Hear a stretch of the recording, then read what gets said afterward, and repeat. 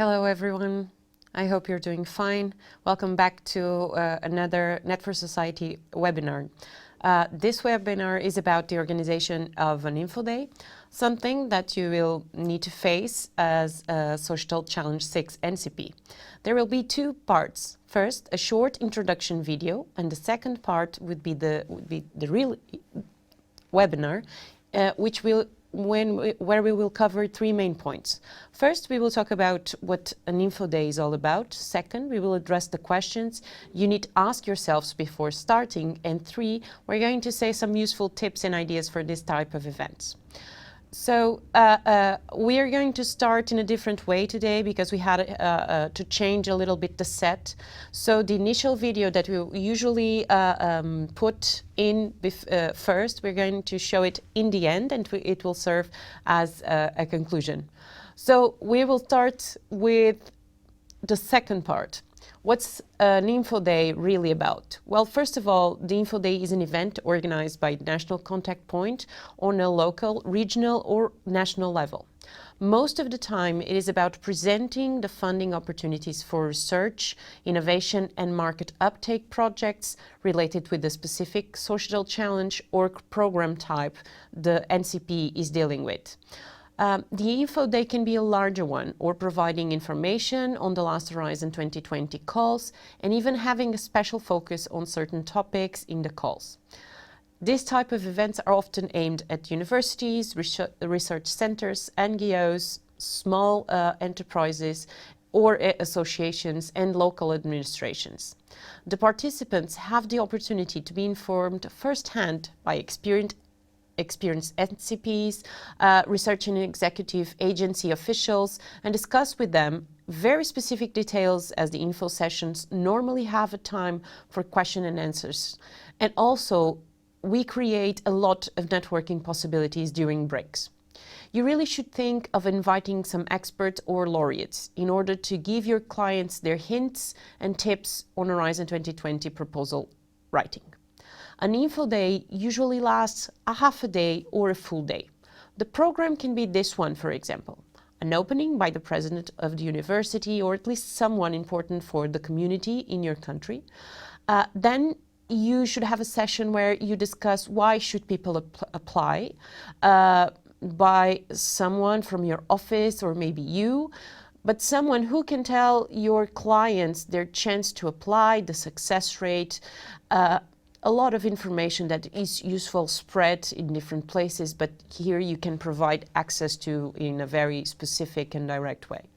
Then the session should focus, or at least cover partially, an analysis of Social Challenge 6 topics by someone from the Commission, ideally. Then this could be followed by a testimony of an expert who has assessed some Horizon 2020 projects in this field. And you know, if you need to find them, we will show you afterwards where you can find this group of people. And then, of course, it's always useful to have a testimony of a successful project. And of course, a lunch and a coffee break, networking. This is very important. To prepare the info days, there are 5 questions you need to ask before starting. These 5 questions cover the essential for the organization of the event. First one is why. You need to ask yourself why you're organizing the event. Only to inform about a new program topic, or maybe because there's a gap, a problem in your research community, which is translated by a league number of submitted projects.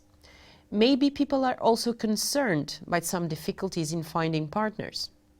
So these are all questions you need to ask yourself before defining why you are preparing this kind of session. But if you know better the needs of your community, you can organize a better and more useful info day. Then, of course, how to do it. Maybe the NCP coordinator can analyze this from existing data or according to the questions all the NCP receive. Why not sending a large survey to the concerned parties, potential applicants, in order to better choose the topic of the info day? This will certainly help you to invite the right people to the presentation parts and to be better prepared for the D-Day and the potential questions. And then, of course, the what. When you already defined the objective of the Info Day, you can proceed with the content itself. As we already said briefly, and as you will be able to see in the video, the event can be targeted for a large topic, like funding opportunities for SC6 in Horizon 2020, or a very specific one, for example, covering the top of migration, as we have in the last work program. The dissemination is very important, as you want to reach a maximum number of people and have a higher impact in your community. The channels which are the most appropriate should be chosen: your newsletter, website, mailing lists. Your national, regional or local partners, ministries, universities, special bodies dedicated to the research and administration can and even should be mobilized in the transmission in order to reach a greater potential number of participants. The channels which are the most appropriate should be chosen: your newsletter, website, mailing lists. Again, you need to address specifically and to find out how to better reach your audience. And then if we move on again, okay, we need to make sure that we understand that online communication is certainly, of course, more efficient today, but you can also create and print some flyers and posters about the event. Then it's no problem, it still works. Sometimes the old school, it's still a good school. The printed media, of course, can be taken very carefully and used very wisely in the day of the event. It should be made available for the participants in order to provide them additional information. And of course, keep in mind that Net for Society has materials like fact sheets that should be used by you and can be sent to you upon request, or can even be printed by you. You can see these materials on the website, and we will show you shortly these materials. Now, be careful, because you need to plan breaks, especially if the event lasts the whole day. Coffee breaks are also a very good occasion for people to talk to you in a more informal way. There's also a possibility for networking. The same goes for the lunch break, during which you can offer some catering depending on your budget. We all know that sometimes we face budget restrictions, but still you need to consider the networking moments. Now, you need to provide some registration form, because this allows you to know the number of participants and eventually adapt the event, but also to analyze the profiles of the people interested in the event. For example, from what type of institution they are from, their level of experience, their knowledge of the program. Then, of course, having an online transmission of the event is a good option, as it will allow you to share the event with more people, and these people will participate without and will be saving time and money. Of course, this is not a simple task. You need to ensure that you have the proper equipment and the people who have experience with this type of work. Let us move to the next question, which is the when. The timing is, of course, important. You don't want to organize the Info Day at the same time as other big local, regional, national event that might be interesting for your community. You need to choose it well in order to give the participants the time to find partners and prepare the projects. So it cannot be very close to the call's deadlines, but also not very early. If the Info Day is about the new work program, you will most probably need to wait its publication in order to have an official from the EC coming and talking about it. The date should be chosen fast, as you will need it for every communication and dissemination of the event, and also for the bookings. And then, of course, the who. Be prepared to face different public on this type of event. Researchers wanting to submit or participate in a Horizon 2020 project, people in charge of EU funding, public and private research center, university, So there will be a different level of expertise. The participants will have experience or not in EU projects, and you have to invite the perfect clients, those who are concerned by the topics you'll talk about. Researchers, institutions, past winners, past losers, SMEs, NGOs, everyone you think will match with these topics and already wants to participate. As we say in French, my colleagues, not me, no one can force a donkey to drink if he doesn't want to. We have a similar, I believe, we have a similar saying in Portuguese, which I do not remember at the moment, but I will trust my French colleagues on this note. Of course, the where.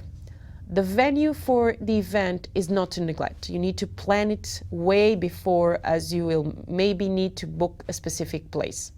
If it is a national info day, you will certainly need a big space, maybe to book a large auditorium. You can ask for help from your partners and contacts from large universities, public bodies, those that you know in your daily work as an NCP. For a national event, it will be best if the event is held in your capital or a big city with good transport infrastructure so everyone can come. Now, let's move for the tips on how to deal with and how to address all of these questions.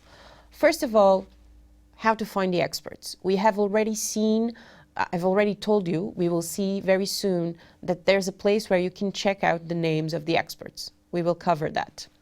Then, of course, we need to take into account the feedback from successful candidates. There are other tips that you can use. If you're dealing with limited budget, then probably there will be universities and other institutions who are willing to take in this kind of event and receive you. There are usually people who will likely want to share the state of affairs in terms of their project, and then they will likely share tips with you. So take all you can from the people you know, and the people who you know are willing to welcome this kind of events and make the most out of it.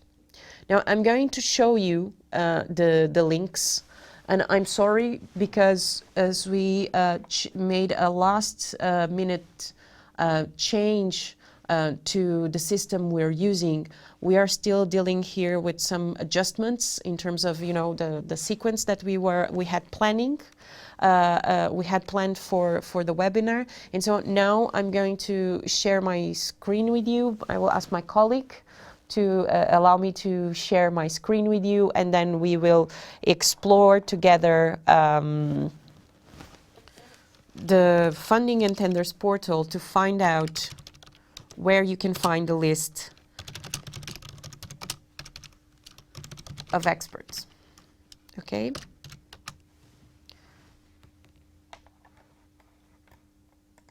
One moment. Okay, here it is. So today we have a lot of warnings. We have the same in Lisbon, but for the bad weather. So it's not an easy Friday from our side today. Okay, so if we go to how to participate and we check the reference documents, make sure you select the right program, otherwise below you will find that it is the last opportunity, it's like the last point in the list, and here you can choose it by different pillars of Horizon, and then you can choose the right challenge. If we click on Horizon, on Europe in a Changing World, which is our program, then you will find that we already have the list between 2014 and 2018, which means that the comments that we did in the last info day, for those who were there and listened to the questions, it was mentioned the need to have this list updated, and we now have the 2018 list. So just for the fun of it, I'm going to open 1 year, okay? For those of you who haven't had the opportunity of opening this kind of document, so of course, this will not tell you which specific topic it was the people evaluated, but at least it allows you to search by keywords, okay? Now, usually you need to go here, employers, city and country. So if you filter here, if you filter this, and if I look in my case for Portugal, oh, there's no matches. Oh, this not.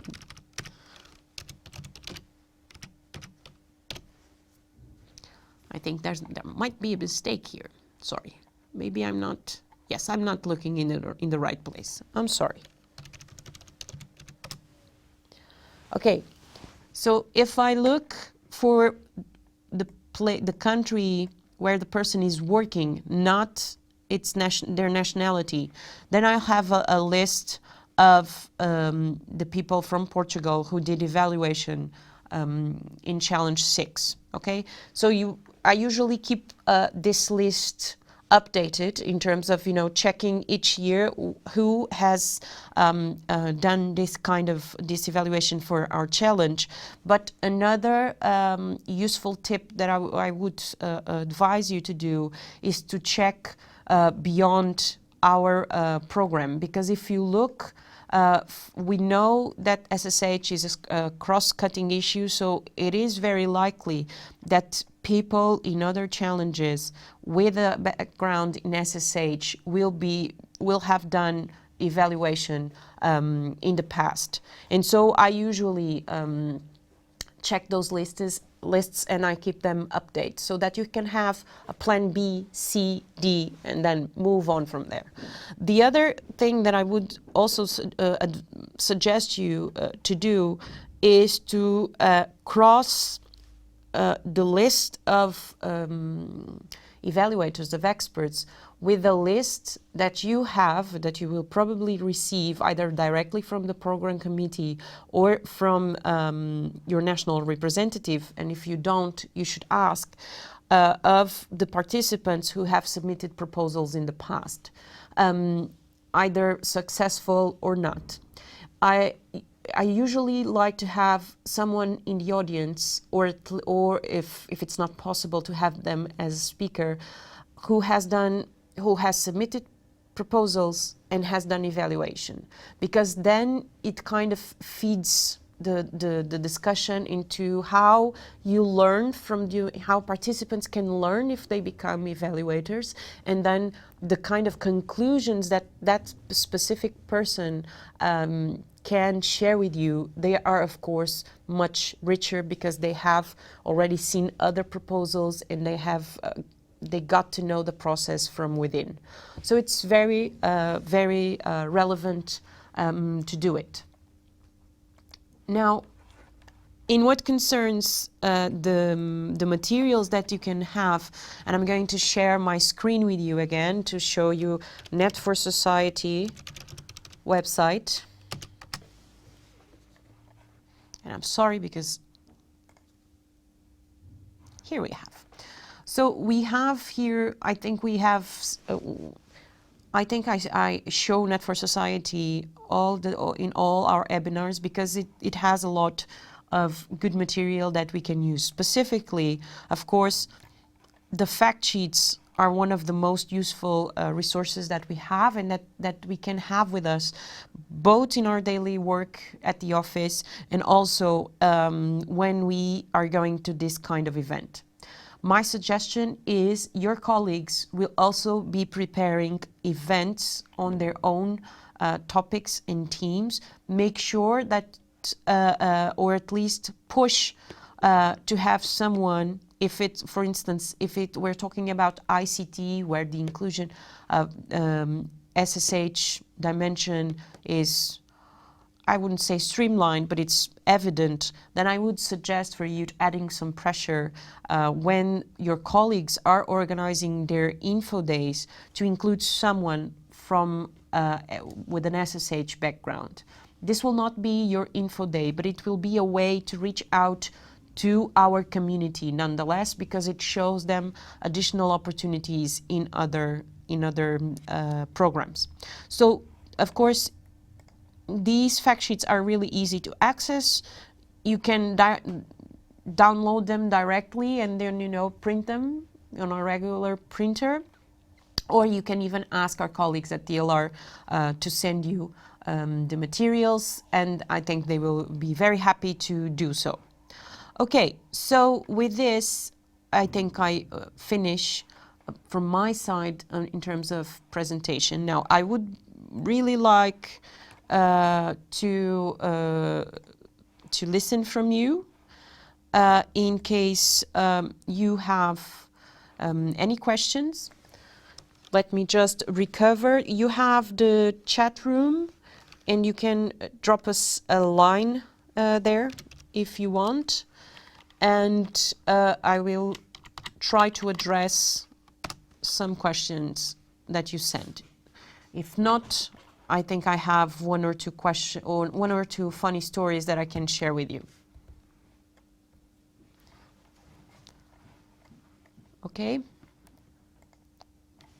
So I don't know if anyone has a question.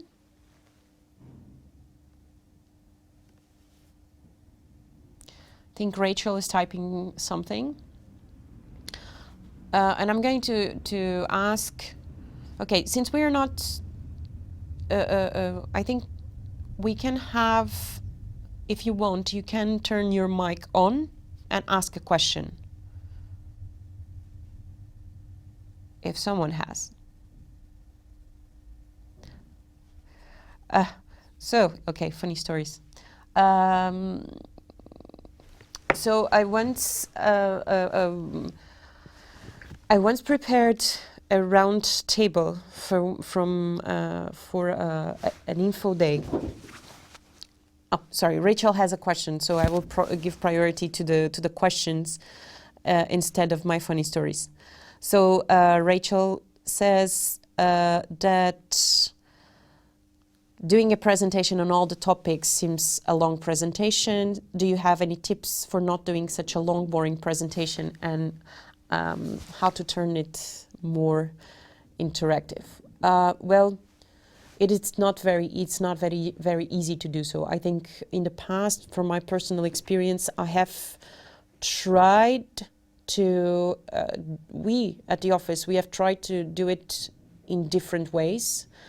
I think we haven't come up with a model that we prefer. We have tried the traditional approach, to have the officer with us and then covering all the topics and saying all the keywords. I know that for us, that we know the project, this might sound a little bit annoying, but annoying in the sense that is repetitive. And we would really like to have them telling more and going beyond what is written. But I find that participants often like to listen from the officer. So it's not very easy to, you know, cut the more expositive, or let's call it death by PowerPoint part of the session, because you also know there are people there who would really want to listen from the officers. Of course, if we are talking about a long list of topics, it would take us, you know, the whole morning just with the officer there to change, to express the main ideas.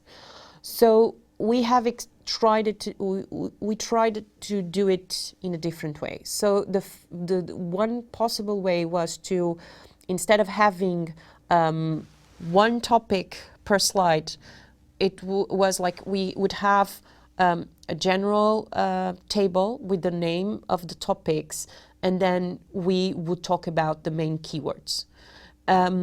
We usually would do like this. We would have a slide presenting the call with the keywords, with the most important aspects that needed to be stressed in terms of impact, for instance. And this would be in the presentation. And then orally, you can add more detail in terms of information that you collect on info days with the commission, with the NCPs and everything. And then you have the table with the topics to, you know, make sure that when you send the presentation to the participants, they still have the information that cannot be left out, which is the definition, the title of the topic, which kind of action we're talking about, and the funding.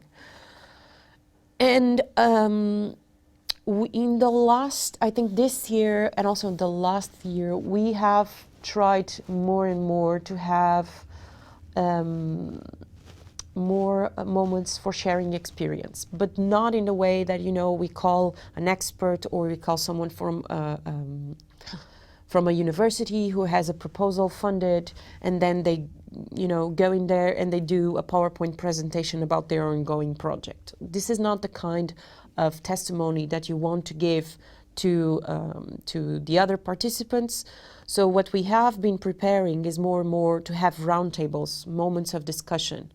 And we usually take on the role of being the moderators of the sessions.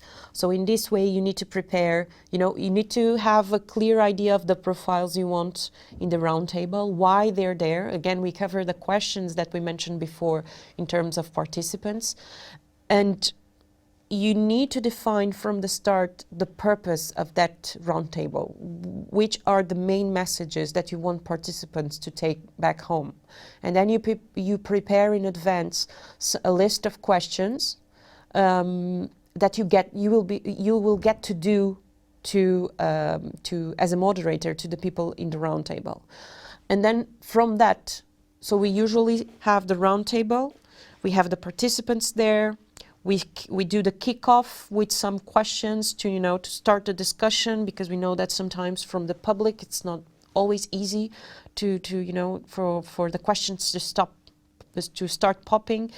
And after breaking that ice, you pass on to the participants. But you always need to have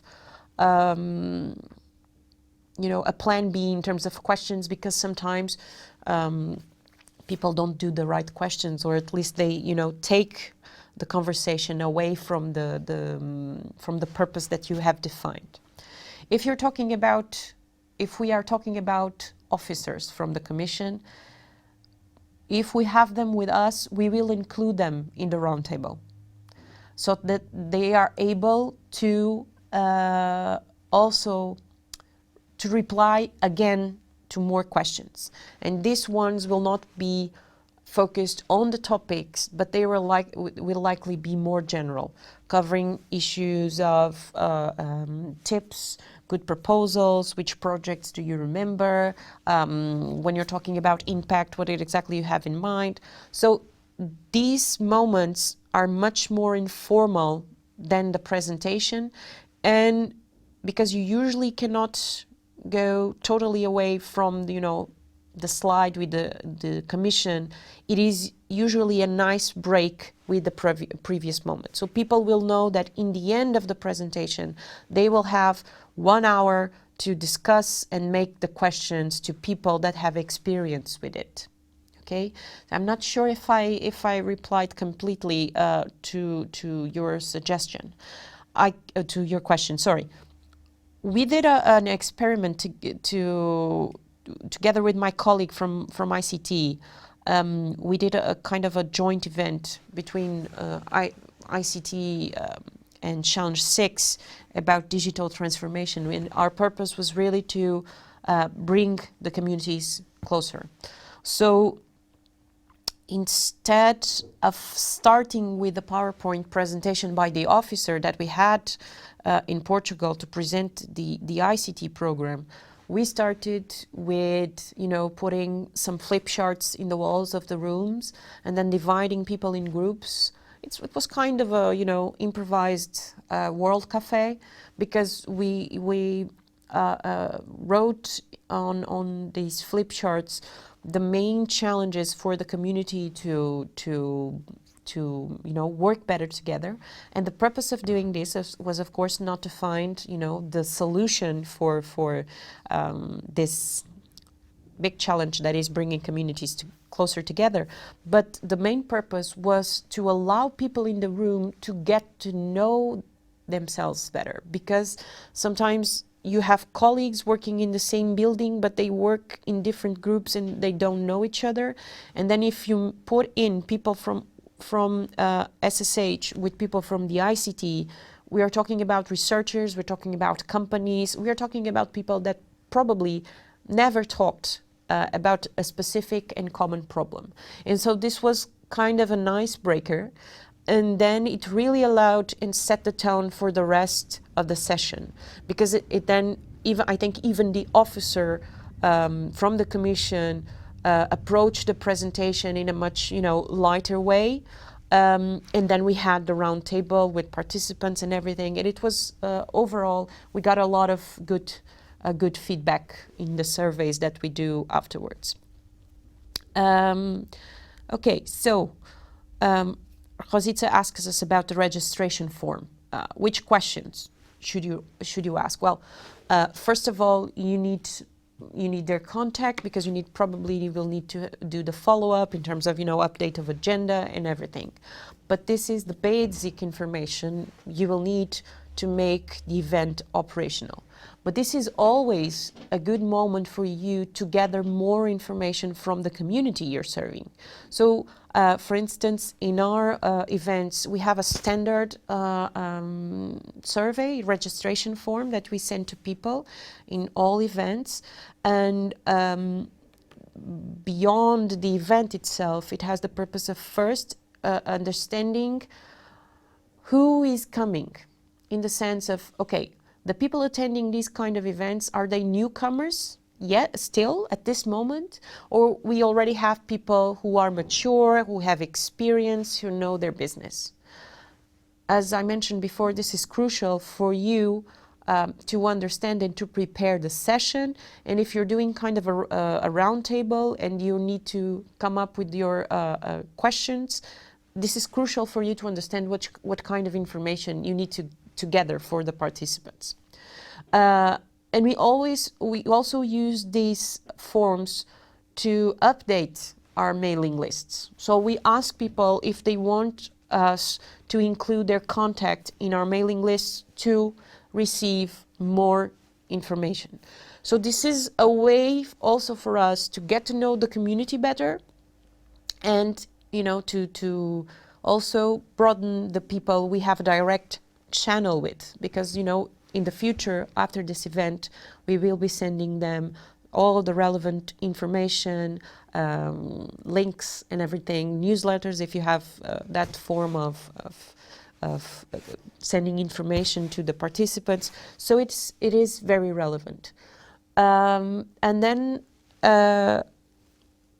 we didn't mention this in the presentation, but I think it's also a good practice to have some sort of evaluation of the event afterwards. Not just about the food. We all know that people usually in events like this like to comment if the catering was good or not. That's also relevant, but the main purpose is for you to assess whether or not the format or the content was, matched the participants' expectations, or if there are improvements that you need to make. So it's all an ongoing learning process, but I think that the feedback forms that you send afterwards, after these events, are really, really, really helpful.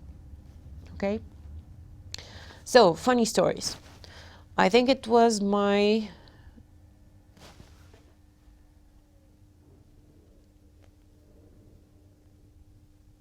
Okay, I'm reading how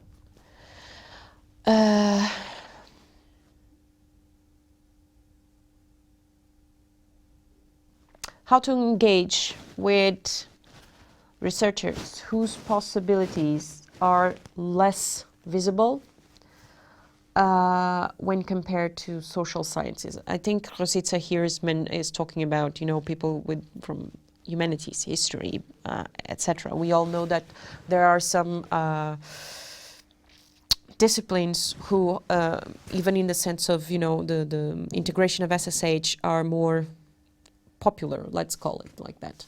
It is not an easy task, but here I would advise, you have to also need to have a rational approach. You cannot replicate. It is impossible. I mean, at least with usually the amount of work that we have, it is impossible to replicate these kind of events for a community, a very small community.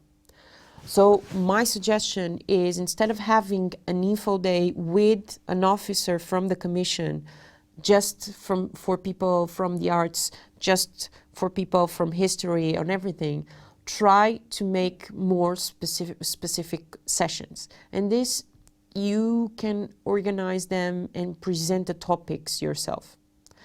This will require you to make, a lot of fishing in the different programs to come up with the examples of where they can give a contribution. And this will always also require you to do a lot of digging in terms of projects that have already been funded and include some participants from this field. People need to not only understand that they have a place, but they need to see that others have already done that. That is possible, that it's not something that we're just saying because we want them to participate. We need to provide them with examples that allow us to say, if this institution with this profile was able to, position themselves into a good competitive consortium, then you can also do it. And then you can have some topics where you cover all these issues. So you can do a small event in the sense of, being very specific for a community, and then I would advise you to, to do it yourself, and then have probably more one-to-one bilateral meetings after the presentation part.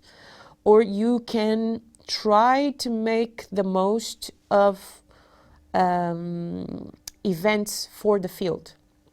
For instance, there are events from history, or I attended recently, already this year, an event for the creative industries.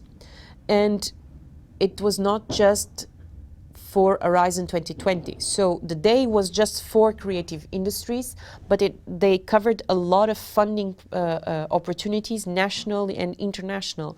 And so you were able, to convey a lot of information. It was not specific for Horizon 2020, but it's also a way to balance that. You don't need to have 10 info days with the commission. You should think about the info day you want to have in relation with other events and other meetings that you can have with the community. The info day is not the only way to bring information to the community. I think it is important because it brings the officer, usually it means that the officer is in the country, and then during the networking that can be, some questions, and then sometimes officers are more willing to reply to these questions if they're not presenting. So it's very useful, but by no means they are the only way to convey the info to the community.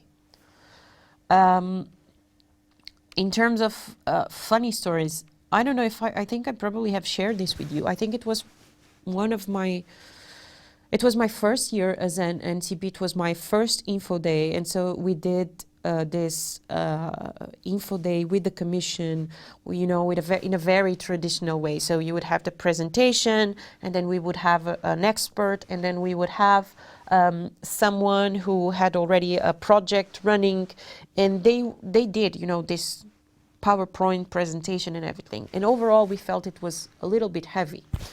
But that was not the worst part. The worst part was during coffee break. I had a group, they were very interested in, submitting a proposal, and they went to the officer, and they told them that, we're thinking about applying to this topic with this and this idea. And the officer simply told them that he didn't think that it would be a good idea, which is something that an officer usually doesn't do. the officer usually says, well, maybe you need to rethink this or rethink that, because since the topics are open, it's not their role to tell what it's good or appropriate, but they can provide you hints. But this time, the officer who was with us, he really told the applicant that, you know, they should forget about it. And for an NCP, I think that's probably one of the worst things that can happen during an info day is, you know, having a very highly motivated team willing to apply when you are, you know, trying to increase the number of applications, and having an officer telling them that they shouldn't apply. Fortunately, this is funny in the sense because it ends well. But in the moment, it was, it was not an easy thing for me to solve, especially because I had just started working as an NCP. I didn't have a lot of experience. And so how could I, you know, come back to the applicant and tell them, no, forget what the officer said, you need to apply. So it was a tricky thing. Fortunately, the applicant they were very determined, and eventually they submitted, and their project was funded. So it was a funny story because, you know, it was like the worst scenario in during an info day that ended well. Not all of them end well, of course. So you need to take that into consideration. Let me just share one thing with you about the difficult balance of having the session web streamed or not. If you record or web stream the session and you have an officer standing there, it increases, from my experience, it increases the odds of having a presentation by the book, in the sense that they're being recorded, they're not allowed to go, you know, into very much detail about the topics.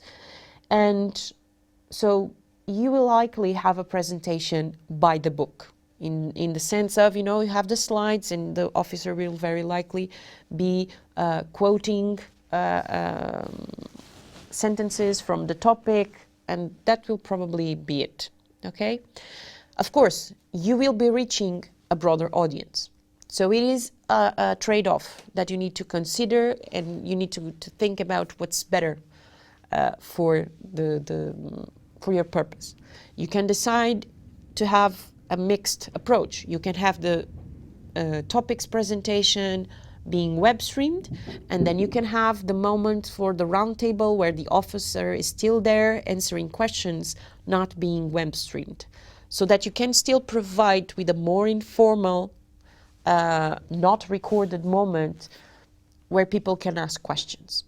So you also need to think to have these questions. You need to consider them when you're discussing the way that you want to structure the session, and whether or not you want to do the web streaming. Now, are there any more questions from your side, please?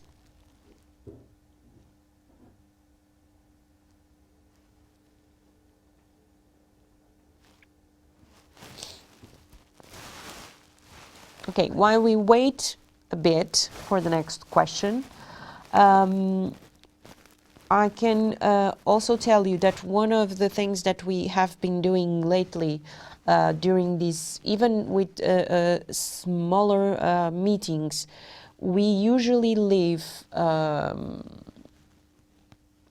start the session by putting a flip chart, which we call a parking lot, where people can put their questions during the day, during the morning, whatever.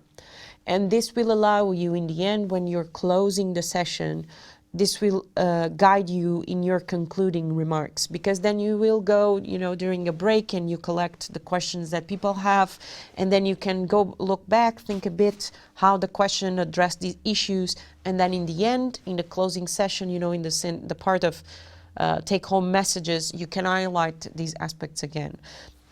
And I think this is also a good practice, and it's really helpful during the event, If you have to be running, in between sessions, or because you need to take care of catering and everything, it is a good thing to have and to help you. And also, please keep in mind, if you are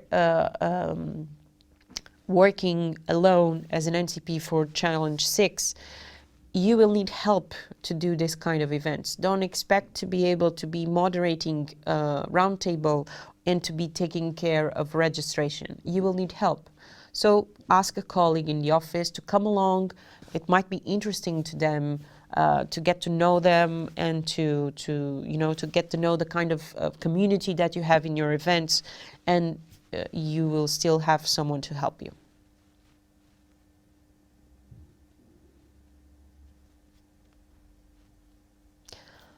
Okay, so we don't have more questions, and because of that, we will finish, and we will thank you. I will thank you again for taking your time to be with us today. We will meet again in 1 week with another very relevant topic about impact, and now we will show you the video that should have been in the start of this webinar, but a little bit of improvisation sometimes is needed, and so we are switching things a bit, and we have the video has a conclusion for you today. So thank you so much. I will ask my colleague to put the video now. Have a nice weekend for you all. Bye.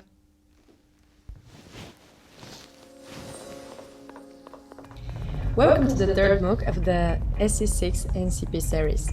You now should already have some experience as an NCP, and you are now ready to address your first challenge, organizing at least a good info day for 50, 100 or maybe even more people. Maybe is it your first one? Don't worry, we have all been through this. That's why we have written the perfect handbook on how to organize not a good but the best info day ever. Or maybe just a good one could be enough. Before thinking of organizing an info day, you really should know your community and be prepared for that. How? Just take a look at our first MOOC session, How to Start as an NCP, SC6. First, the basics. What is an info day? It's basically like a big meeting with your research community that you will plan and manage in order to guide them through Horizon 2020 world. You, or a member of the European Commission, will take the floor in order to explain them anything they have to know, let's say about the SC6. Maybe more. So, you need to be sure that you are ready and you are familiar with Edge 2020 in SC6. You know the importance of the Edge 2020 knowledge, the work programs, and you can be sure that you will have some very specific questions on it. Now that you are ready, and because the Info Day is maybe the best way to move your community, it's time to think practical and to prepare your day. There are basically 5 questions to keep in mind, or what we call the 5 W's. What, why, who, where, and when. And be ready to answer that ultimate questions. Is there going to be food? Spoiler, yes, of course, and good food if you want my opinion. What are you going to do? A moment to help your community to better understand what those topics are about and which one of them, as a specialist in Gothic cathedral architecture, is good for me. Well, at least if you have done a good job before to know your clients, and if you have communicated appropriately, you shouldn't have any specialist in Gothic cathedral architecture. Why would you do that? First, because it's part of your job, and secondly, because your clients surely doesn't have the time to read all the work programs and are there to get advices from you and from the network you should be able to gather and invite in order to help them. Remember, you as an NCP are the best chance for a successful Edge 2020 application. Don't let them miss this unique opportunity. Who will you invite? That's maybe the main point. You should ultimately try to have all the researchers in the appropriate field in SSH, depending on the topic of your info day. Would it be an info day on the whole SC6? Try to reach all the social scientists and researchers in humanities, as well as artists that you think are connected to the topic, and not only the support staff. That's the hard part of the job. Reach the good people and make sure they have the support of the institutions where they work. Is it an info day on SSH in Edge 2020? Well, that's ambitious. Bravos. You may reach 1,000 people for your info day. And should think of the needs of your researchers and the topics, because when you know that, it's really not the same to apply to an SSC starting grounds or to a SC6 topic. Is it an info day on a specific challenge? Try to gather both the SSH community interested and the researchers in other disciplines in order to link them one to another. Where? Well, it's the best appropriate place, which could be the free one. When? As the application is a long process, the sooner the better. Even if you just have a soon-to-be official, but please give me a minute more draft, try to spread it to your community and to plan a day. If you want somebody from the European Commission to come to explain the topics, you will have to wait the work program to be published. Seems difficult, right? Well, don't panic. You are not alone in this. You can have at your side experts on the topics, other NCP, and of course Net for Society help. And you will see, it's a very rewarding experience, not only beneficial for the participants, but also for you. How this MOOC will be organized? First, we will explain in details what is expected from an info day and what content you need to prepare for. Then, we'll go through the 5 W questions in details. And in the end, we'll give you some tips for a successful info day. Now, I'll leave you with Marisa for the rest of the webinar and have fun organizing the perfect info day.